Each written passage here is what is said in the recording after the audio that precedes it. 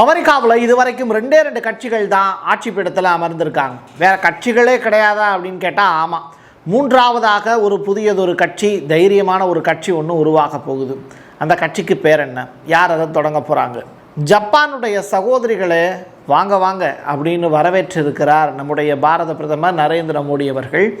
ஜப்பானில் இருந்து அந்த நாட்டினுடைய பிரதமர் என்னென்னலாம் பேசியிருக்காங்க அப்படிங்கிறத டீட்டெயில்டாக பேச போகிறோம். இது மட்டும் கிடையாது, காசா அப்படிங்கிற அந்த வதை முகாம் இருக்குல்ல, அது நிரந்தரமாகவே வதை முகாமாக மாற்றுவதற்கான வேலையை இப்போ ட்ரம்ப் அவர்கள் ஒரு சம்பவத்தின் மூலிமா செஞ்சுருக்கார். அது என்ன டீட்டெயில்டாக பேசுவோமா? வாங்க பார்க்கலாம் உறவுகளே. இது பிரசாத் சிக்னேச்சர். உங்களுடைய தொழில் சம்பந்தமான விளம்பரங்களை நமது சேனலில் ஒளிபரப்ப உங்களுக்கான அருமையான வாய்ப்பு. அயத்துல்லா அலி கமினி அவர்கள் இறந்து போய் ரொம்ப நாள் ஆச்சு. ஆனால் அவருடைய இறுதிச் சடங்கு அப்படிங்கிறது ஜூலை மாதம் 4ஆம் தேதியிலிருந்து 9ஆம் தேதி வரைக்கும் நடைபெறும் அப்படின்னு ஈரான் அறிவிச்சிருக்காங்க. யார் யாரெல்லாம் பார்ட்டிசிபேட் பண்ண போகிறா வேர்ல்டு வைடாக அப்படின்னு சொல்லி பார்க்கும்போது ரஷ்யாவிலிருந்து மிக முக்கியமான நபர் ஒருத்தர் கலந்துக்கணும். புட்டின் வரப்போகிறாரா அப்படின்னு கேட்டால் கிடையாது. ஆனால் அவருக்கு பதிலாக முன்னாள் பிரசிடெண்ட் ஒருத்தர் அவர் கலந்துக்க போகிறார். அவருடைய பேர் தான் டிமிட்ரி மெட்வடேவ். இந்த இருக்கார் இல்லையா, அவர் தான் கலந்துக்க போகிறார். இது ரொம்ப ரொம்ப முக்கியத்துவம் வாய்ந்த ஒரு விஷயமாக பார்க்கப்படுது. ஏன்னா ரஷ்ய பாதுகாப்பு கவுன்சிலுடைய துணைத் தலைவரே ஈரானுக்கு நேரடியாக அயத்துல்லா அலி கமினி அவர்களுக்கு இறுதி மரியாதை செலுத்துவதுங்கிறது ரொம்ப ரொம்ப முக்கியத்துவம் வாய்ந்த ஒரு விஷயம். டெஹ்ரானில் நடைபெறக்கூடிய தியாகி சையத் அலி கமினியின் அவர்களுடைய இறுதிச் சடங்கில் அவர் நிச்சயமாக கலந்துக்குவார்னு சொல்லப்படுது. அதை மட்டும் கிடையாது, பாகிஸ்தானில் இருந்து பாகிஸ்தானுடைய பிரதமர் ஷெபாஸ் ஷெரீப் நேரடியாகவே கலந்துக்க போகிறாரு அப்படிங்கிற தகவல். ஸோ இந்தியா சைடில் இருந்து சின்ன ஆளுங்க தான் அனுப்பிச்சிருக்காங்க அப்படிங்கிறது எடுத்துக்க முடியாது. ஆளுநர் ஒருத்தவங்க போகிறாங்க, இன்னொரு துணை அமைச்சர் ஒருத்தவங்க போகிறாங்க. ஸோ எது எப்படியோ ஒரு நாடு நம்மளை இன்விடேஷன் கொடுக்குறாங்க அப்படின்னா நம்ம மதித்து போக வேண்டியது கடமை. அது மாதிரி ஒவ்வொரு நாட்டிலையுமே ரொம்ப ரொம்ப முக்கியத்துவம் வாய்ந்த தலைவர்கள் தான் இங்கே போகிறாங்க. காணாமல் போகிறது, அடுத்தவங்களுடைய நிலத்தை சுரண்டுறது, இப்படிப்பட்ட வேலைகளில் அமெரிக்கா தொடர்ச்சியாக ஈடுபட்டுக்கிட்டே தான் இருக்கும். அதை பற்றிய விவரங்கள் உங்களுக்கே தெரியும். இப்போது அரேபிய கடலில் சீஹாக் MH-60 அப்படிங்கிற அந்த வகையான ஹெலிகாப்டர் அது விபத்துக்குள்ளாயிடுச்சு. ஸோ விமானத்துக்குள்ளே ஒரு 4 பேர் ட்ராவல் பண்ணுறாங்கன்னு வச்சுக்கோங்களேன். அதில் ஒருத்தர் காணாமல் போயிடுறாரு, 3 பேரை மீட்டுறாங்க. இது தொடர்பாக அமெரிக்கா ஒரு அவசர நிலை பகை நடவடிக்கை அப்படின்னு சொல்கிறாங்க. எந்த அறிகுறியுமே அப்படி ஒன்று இல்லை அப்படின்னு சொல்லப்படுது. எங்கே? டைரெக்டாக இந்த அரபிய கடலில். ஸோ மீட்பு படையில் ஈடுபடக்கூடிய நபர்கள், ஏன் நம்ம இந்தியாவும் தான் அதற்கு உண்டான வேலையை செஞ்சுருக்காங்க. எது எப்படியோ இது தொடர்பான விசாரணை நடைபெற்று வருவதாக அமெரிக்காவினுடைய 5வது கடற்படை ரிப்போர்ட் ஃபைல் பண்ணியிருக்காங்க. இந்தியா மட்டும் கிடையாது, இன்னும் சில நாடுகளெல்லாம் அந்த விசாரணை கமிஷனுக்குள்ளே கொண்டு வர போகிறாங்களாம். அதாவது உக்ரைனுடைய தலைநகர் கீவ், அந்த இடத்துல நடத்தப்பட்ட இந்த பாலிஸ்டிக் ஏவுகணைகள் மற்றும் ட்ரோன் தாக்குதலுக்கு எதிராக போராட்டத்தில் மக்கள் ஈடுபட்டாங்க. சில இராணுவ வீரர்கள் பலியாயிருக்காங்க. அப்படி மொத்தம் பார்த்திங்கன்னா 10 பேர் உயிரிழந்திருக்காங்க அப்படிங்கிற தகவல்.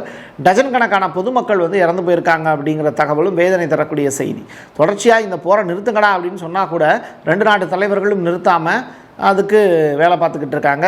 குறிப்பாக ஜெலன்ஸ்கி அவர்கள் நாட்டோ நாடுகளுடைய துணையோடு இந்த போரை நடத்திக்கிட்டு இருக்காரு. அது வேதனை தரக்கூடிய விஷயம்தான். நாட்டோ நாடுகளை பாதுகாக்கிறதுக்காக மற்ற எல்லா நாடுகளை விட அமெரிக்கா தான் அதிகமான அளவில் செலவு செஞ்சுருக்கோம் அப்படின்னு ட்ரம்ப் அவர்கள் சொல்லியிருக்காங்க. அதாவது $999 பில்லியன் அளவிற்கு செலவிடப்படுது. இது மட்டும் கிடையாது, யூரோப்பியன் காண்டினென்ட் இருக்குல்ல, அவங்க ஒட்டுமொத்தமாக சேர்த்து $90.5 பில்லியன் செலவு பண்ணுறாங்க. France $66.5 billion, Italy $48.8 billion, Poland $44.3 billion, Germany உள்ளிட்ட பிற நாடுகளுடைய செலவினம் அப்படிங்கிறது ரொம்ப குறைவாக தான் இருந்திருக்கு 2014 25 வரைக்குமே. ஸோ இது ரொம்ப அபத்தம். நம்ம எந்த விதமான தேவைகள் நமக்கு ஃபுல்ஃபில்லே ஆகலை எங்கே, உக்ரைன் அப்படிங்கிற நாட்டில் இருந்து. பட் எதற்காக இந்த நாட்டுக்கு இவ்வளவு தூரம் நம்ம செலவு பண்ணுறோம் அப்படிங்கிறது எனக்கு ஒரு புரியாத புதிராகவே இருக்குது அப்படின்னு ட்ரம்ப் இப்போ வருத்தப்பட்டு செய்தி சொல்லியிருக்காரு. கொடுக்கக்கூடிய ஆயுதங்களை வச்சு தானே ரஷ்யா மேலே போர் தொடுத்துக்கிட்டு இருக்காரு, அதை முதல்ல நிப்பாட்டுங்கடா அப்படின்னு அதை சொன்னால் கேட்க போகிறாங்க. திறந்த வழி சிறை, அதுதான் காசா. இப்போவே டென்ட் கொட்டாய்கள் அமைத்து தான் மக்களை தங்க வச்சுருக்காங்க. என்ன UN உதவி செய்யுது, அதுக்கு பதிலாக இப்போ என்னென்னா போர்ட் ஆஃப் பீஸ் அப்படிங்கிற பேரில் அமெரிக்கா ஒரு புதியதொரு கட்டடம் ஒன்று கட்ட போகிறாங்க காசாவில். அப்போது அந்த கட்டடத்துக்கு பக்கம் இந்த மக்களை போவிடுவாங்களா? அதனால் என்ன பண்ண போகிறாங்க, வரக்கூடிய வாரங்களில் காசாவில் இருக்கக்கூடிய பாலஸ்தீனர்களை செறிவு முகாம்களுக்கு மாற்றுவதற்கு இஸ்ரேல் திட்டம் போட்டிருக்காங்க. அதன் ஒரு பகுதியாக இந்த மாதிரி டெம்பரவரியாக வீடுகள் இல்லது சிறைச்சாலை மாதிரி பண்ணி கொடுத்துருவாங்க. இது கிட்டத்தட்ட திறந்தவெளி சிறைச்சாலை தான், வீடு மாதிரி இருக்கும். ஆனால் சுற்றி வந்து பார்த்திங்கன்னா வேலி போட்டுருவாங்க. அந்த வேலியை தாண்டி மக்கள் வர முடியாது. அதுக்குள்ளேயே வந்து சூப்பர் மார்க்கெட்டு உள்ளிட்ட விஷயங்கள் எல்லாமே கொடுத்துருவாங்க. நீ அங்கேயே வந்து சாப்பிட்டுட்டு அங்கேயே தூங்கிக்கணும். ஓ நாடு தான், ஆனால் அந்த இடத்துல வந்து திறந்தவெளி சிறையாக நீ இருப்பாய் அப்படிங்கிறது தான்.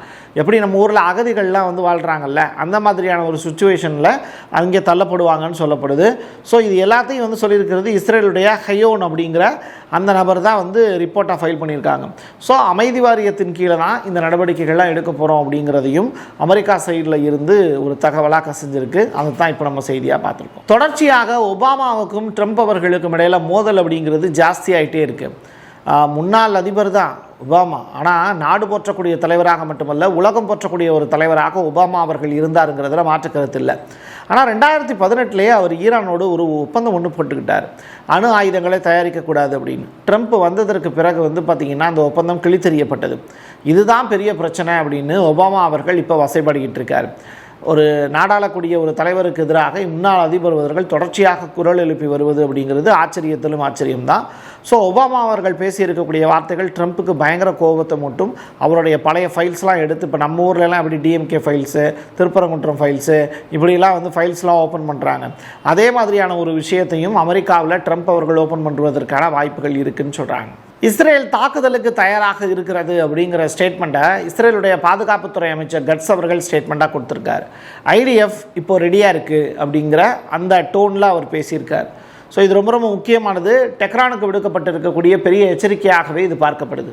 அமெரிக்காவில் நிலவக்கூடிய பிரச்சனைகளுக்கு முழுமையான தீர்வு காண்றதுனா அது குடியரசுக் கட்சியாலேயோ ஜனநாயக கட்சியாலேயோ முடியாது அப்படிங்கிற ஒரு முடிவுக்கு வராங்க.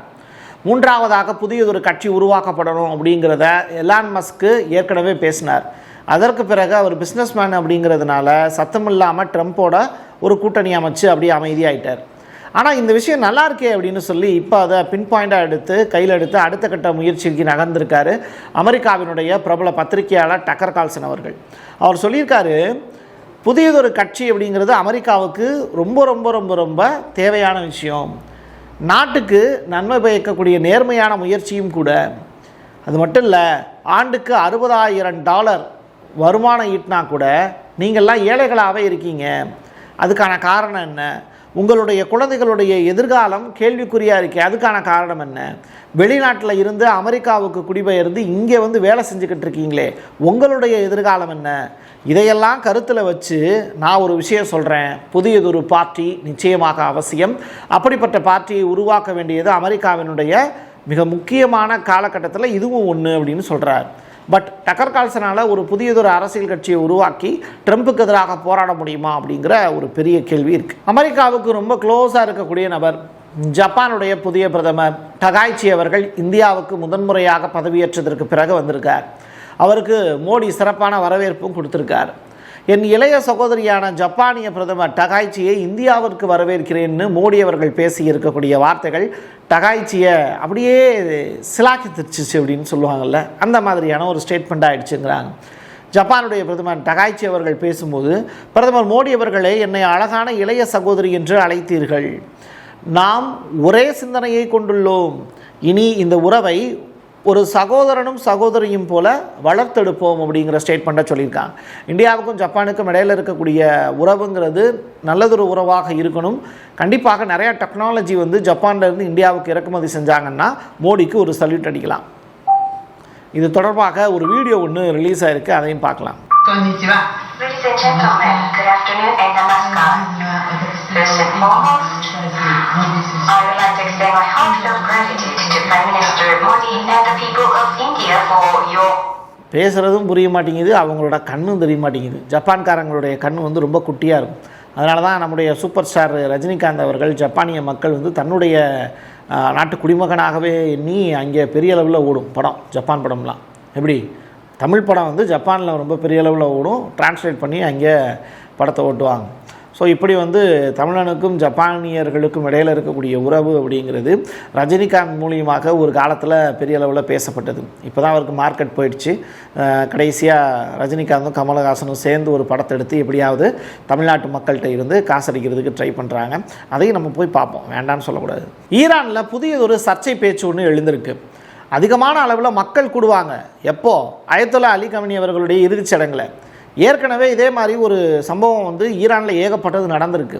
அப்போல்லாம் மக்கள் கூட்டமாக கூடி பெரிய உயிரிழப்புகள்லாம் ஏற்பட்டிருக்கு. கூட்ட நெரிசல் ஏற்படும்ல, அதனால். அதற்கு உதாரணம் தான் ரூகல்லா கமினி. யார்? இவருடைய அப்பா இருக்கார்ல, அவருடைய காலகட்டத்தில் அவருடைய இறுதிச் சடங்கப்பையும் அப்படி தான் ஒரு கூட்டம் வந்துச்சு. நிறையா பேர் இறந்து போனாங்க. சுலைமானி அவர்கள் ஈரானை அடுத்த ஸ்டெப்புக்கு நகர்த்தின ஒரு ஆக்சிஸ் ஆஃப் ரெசிஸ்டன்ஸினுடைய தலைவர்.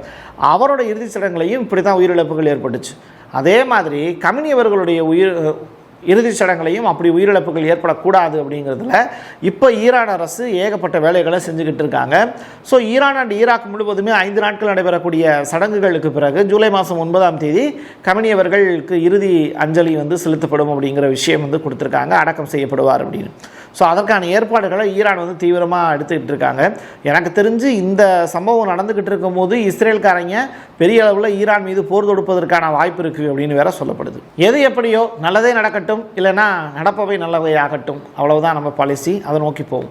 என் கையெழுத்து என் மக்களுக்கான உறவுகளே, மீண்டும் ஒரு பதிவில் சந்திக்கலாம். நன்றி, வணக்கம். உங்களுடைய தொழில் சம்பந்தமான விளம்பரங்களை நமது சேனலில் ஒளிபரப்ப உங்களுக்கான அருமையான வாய்ப்பு.